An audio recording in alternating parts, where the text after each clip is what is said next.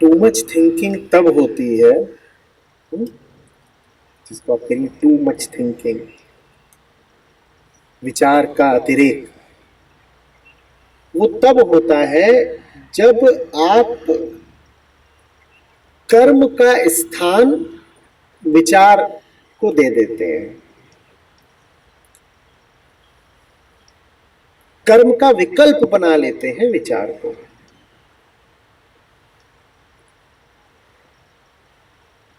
चार कदम चलना है, चल रहे नहीं,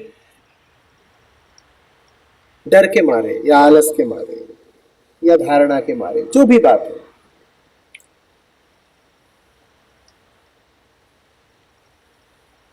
तो जो भीतर कमी रह गई उसकी क्षतिपूर्ति कैसे करते हैं फिर?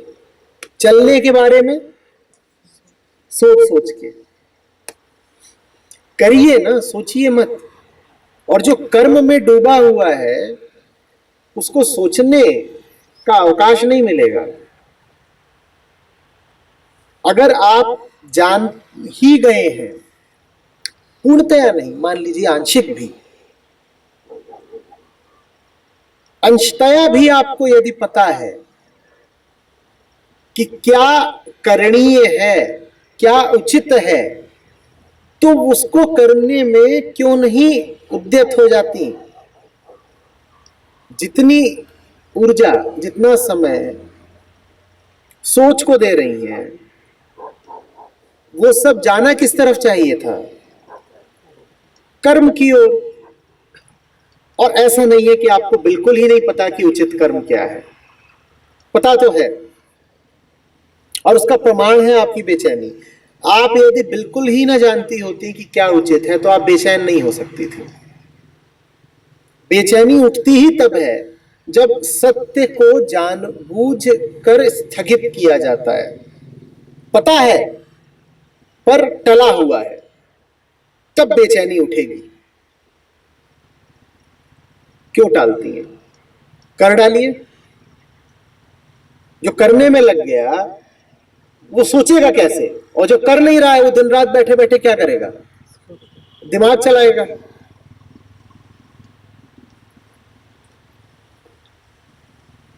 मैं तो सीख ही यही देता हूं, सर मत चलाओ, हाथ चलाओ। सर झुकाओ, हाथ चलाओ। और जिसका सर झुका नहीं हुआ है उसका सर खूब चले, चकरघिन्नी की तरह दौड़ रहा है, दौड़ रहा है। पहुंच कहां रहा है? कहीं नहीं, पर दौड़ खूब रहा है।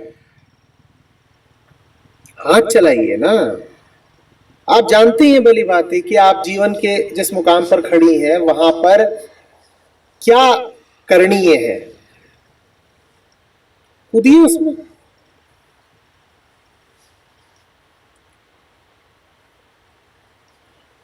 जो कर्म में उतर गया उसको फिर ये सोचने का भी समय नहीं रहता कि कर्म का अंजाम क्या होगा।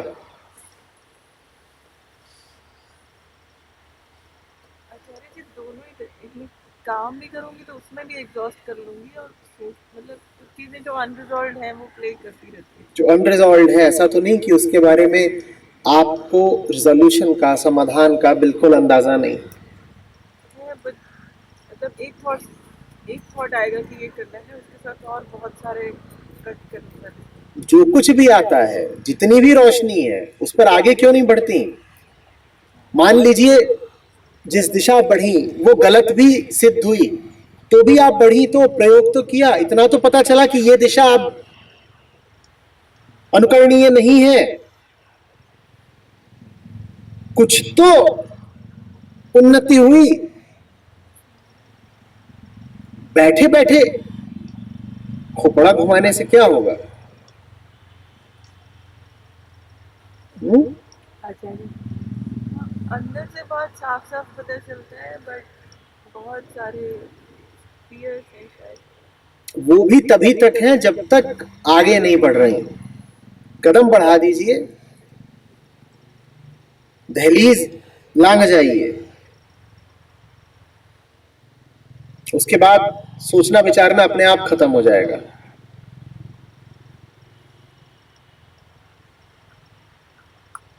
जब तक यहाँ किनारे खड़े हो तब तक कितना भी सोचो, कूद गए एक बार गंगा में,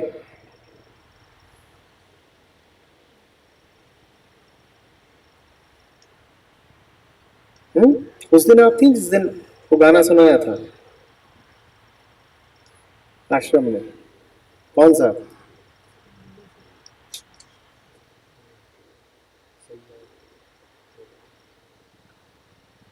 कोई तो रहा होगा, कोई भी नहीं था उस दिन।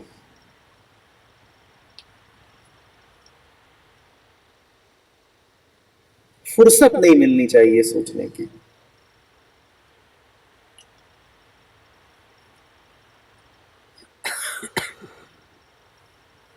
फिर सोचिए सिर्फ तब जब जो राह चुनी है उसमें अंधेरा छाने लगे, तब ठिठक के रुकिए, तब सोचिए। पर सोचना हमेशा सावधिक होना चाहिए, टाइम बाउंड, अनंतकालीन नहीं होना चाहिए, इनडेफिनिट नहीं होना चाहिए, सदा सीमाबद्ध होना चाहिए।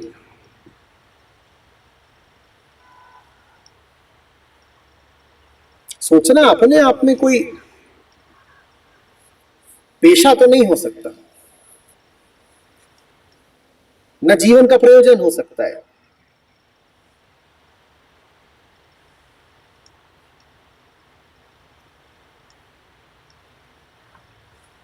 और कारण है, उसका कारण यह है कि सोच हमेशा अपनी सीमाओं में चलती है।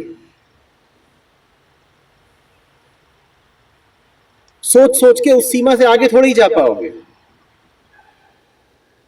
उससे आगे तो जीवन में उतर कर ही जाओगे।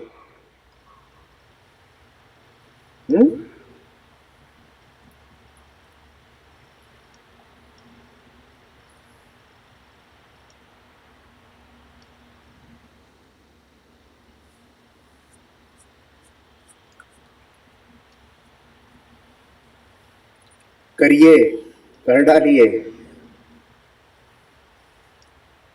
ख्याल से काम नहीं चलेगा।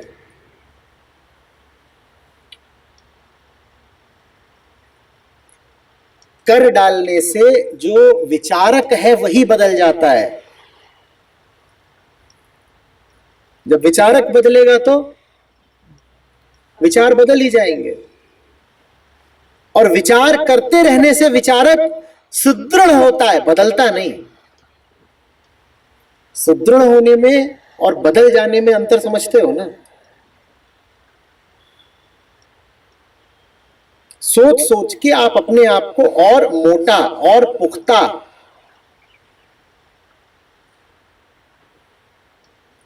और स्थायी बना लेते हो, लेकिन कहां पर?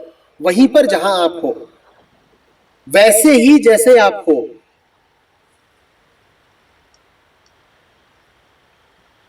और कर्म, कर्म आपको बदल सकता है,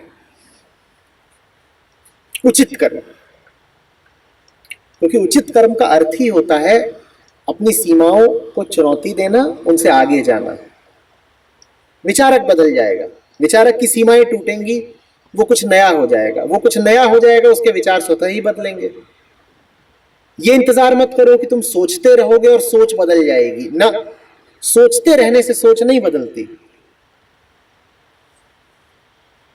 करने से, जीने से सोच बदलती है।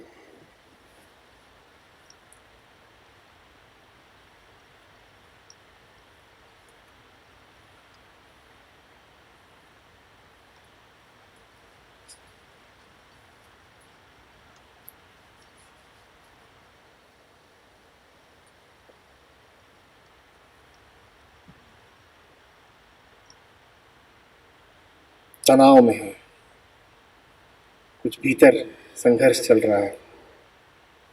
इसी तरह की चीज़ें जैसे जैसे मेरे को लगता है मैं एक बैड चीज़र हूँ। मतलब मान लीजिए मैं किसी को अपने से 2 साल 4 साल आगे देखता हूँ किसी व्यक्ति को, और मेरे को ये रहता है कि मुझे भी ये सब चीज़ें अचीव करनी है, चाहे मैं उससे कंपैरेटिवली अच्छा चल रहा होता हूँ, लेकिन आगे मैं उन चीज़ों को कवर अप नहीं कर पाता, और तब मेरे माइंड के जो फियर्स हैं वो सामने आ जाते हैं। यार मेरे को लग रहा था कि मैं नहीं उस बंदे के बराबर पहुंच सकता, या मतलब ये चीज़ इसी तरह की है कि थिंकिंग, मतलब जैसे चोकर कह सकते हैं अपने आप को, जैसे जो वर्ड है इस तरह का, या मतलब बिग सिचुएशन से फेल कर जाते हैं, ये चीज़ें, या स्मॉल में फेल कर जाते हैं। तुम राफ्टिंग करो,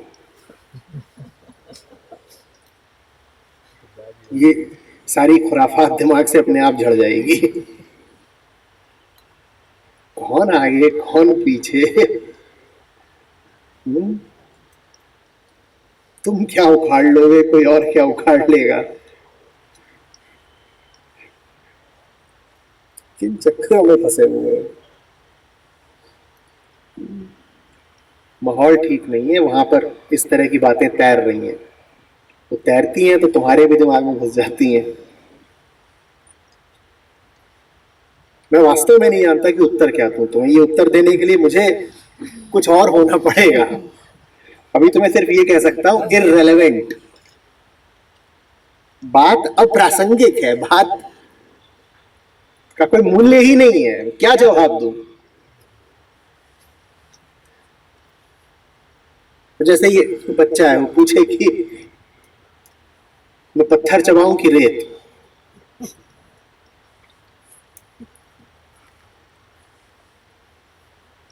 उसको बोल तो ठंड लग रही है तो कोट पहन ले, ठंड ज्यादा लग गई है तू बहकी बहकी बातें करने लगा है, तुझे जवाब नहीं, तुझे कोट चाहिए।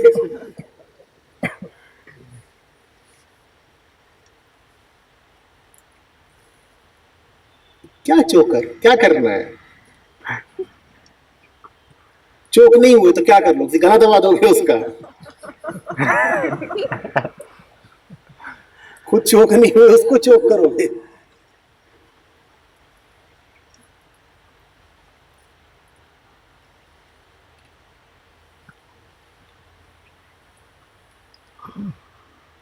मतलब वैसे लाइफ नॉर्मल चल रही होती है, नहीं, लेकिन नॉर्मल नहीं है। तुम जिस दुनिया में हो वहां ऐसे ही सवाल आएंगे।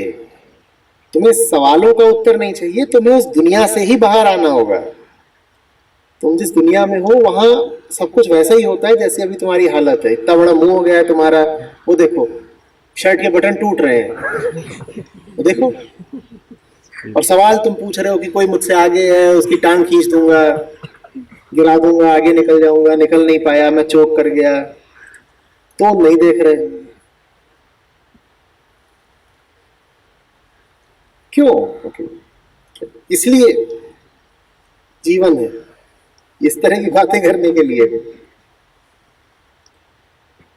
पूरा कॉन्टेक्स्ट ही, जिस कॉन्टेक्स्ट में तुम सवाल कर रहे हो ना, वही गड़बड़ है। जिस केंद्र से तुम सवाल पूछ रहे हो वही गड़बड़ है। वहां से जो भी सवाल उठेगा वो ऐसा ही होगा, प्रतिस्पर्धा, ईर्ष्या, डर, हीनता, उपलब्धि, छटपटाहट, परिग्रह, बस।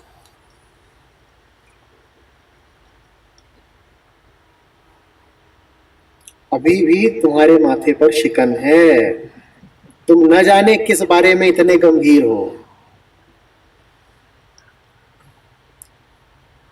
मन कर रहा है मेरे में कैलेंडर थोड़ा उल्टा चला दूं और तुमको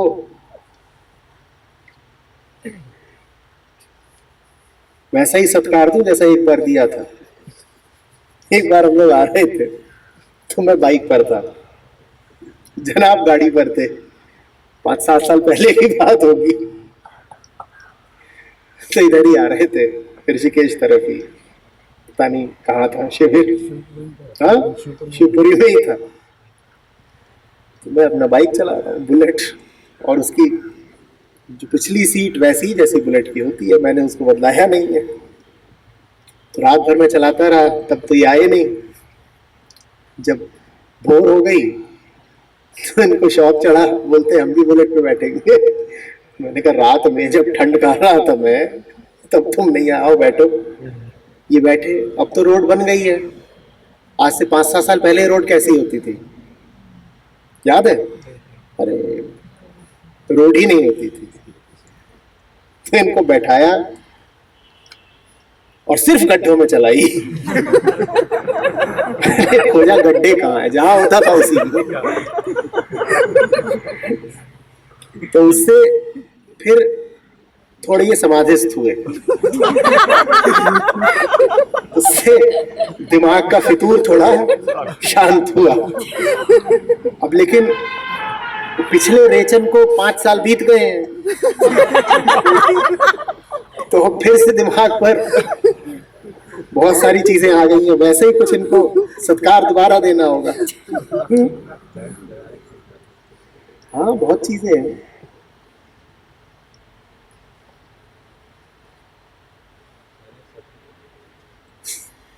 वो देखो वहां साजिश तैयार हो रही है तुम्हारे लिए।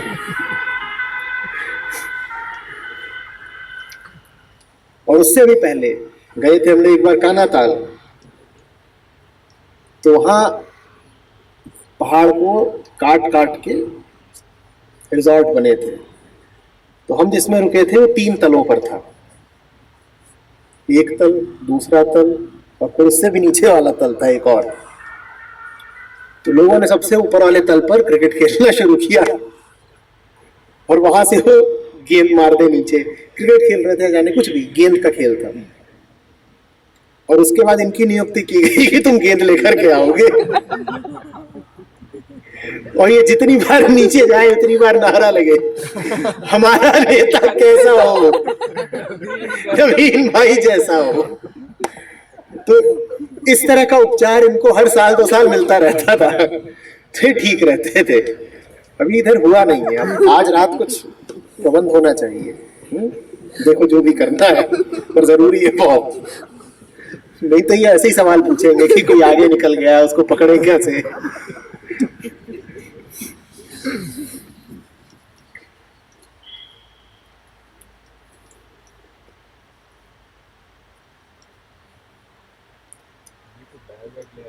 हाँ, बैग ये इन्होंने तोड़ दिया।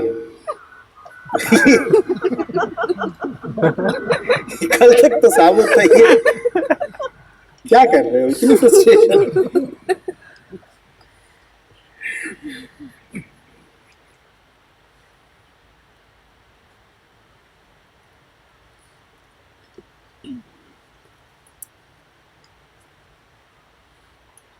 वारी किया मेरा भरम सब दूर।